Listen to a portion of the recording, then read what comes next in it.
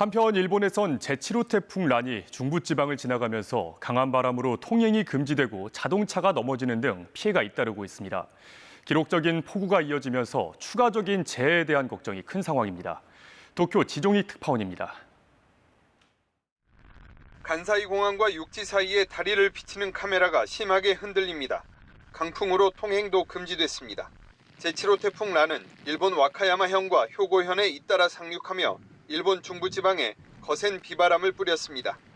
강풍으로 태양광 패널들이 종잇장처럼 날아갔고 공사 현장에서 가림막과 발판이 무너졌습니다. 대기 불안정으로 회오리 바람과 돌풍이 몰아쳐 자동차가 넘어지기도 했습니다.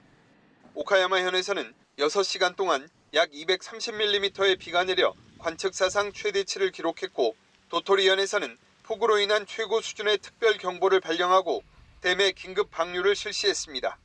주택 외벽이 강풍에 쓰러지면서 60대 남성이 의식불명 상태에 빠졌고 20명 넘게 다치는 등 인명피해도 이어졌습니다. 外見たらこの辺が海みたいになってました。横の方の土砂も一緒にガーッと一緒に流れてきたんですよね。本当恐ろしいです。 수만 가구의 전기가 끊겼습니다.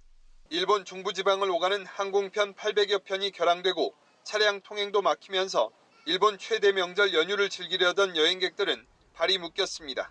便名などが表示されているモニターも何も表示されていません。駅の係員も5時前から対応に当たっていますが、時折外国人の方が問い合わせに来ている状況です。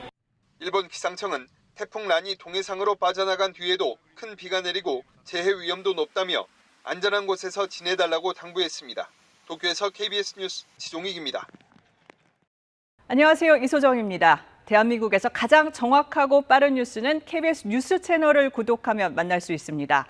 뉴스 제보는 언제 어디서든 카카오톡이나 KBS 앱으로 간단히 할 수 있습니다. 시청자와 함께 KBS 뉴스를 만들어갑니다.